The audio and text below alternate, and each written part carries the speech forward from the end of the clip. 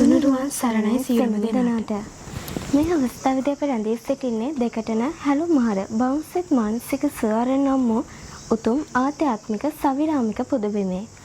ඉතින් අපි මේ අවස්ථාවේදී කතා කරන්න සූදානම් වෙන්නේ සතිමත් සක්මන ගැන. ඇත්තටම මොකද්ද මේ සතිමත් සක්මන කියලා කියන්නේ? සතිපට්ඨාන සූත්‍රයේ කායානුපස්සනාවේ ඉරියාපත කොටසට අයත් කොටසක් තමයි මේ සතිමත් සක්මන කියලා කියන්නේ.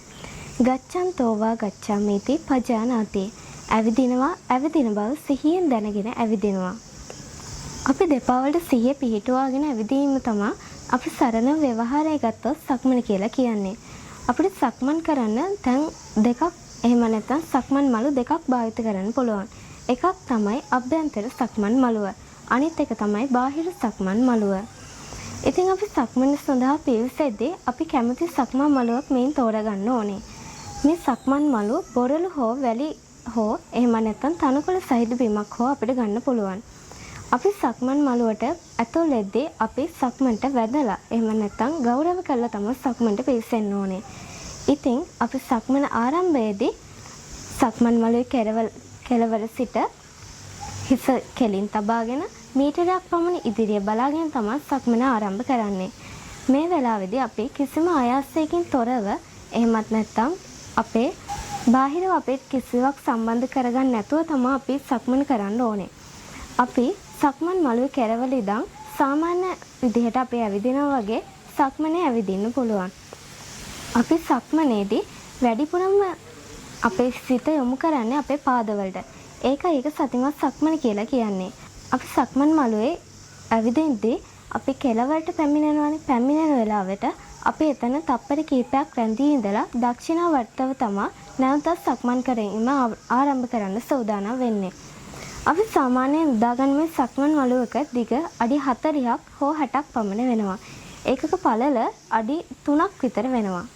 ඉතින් අපි උදාගන්න සක්මන් මළුවේ මේ විදිහට වාර කිහිපයක් අපිට සක්මන් කරන්න පුළුවන්.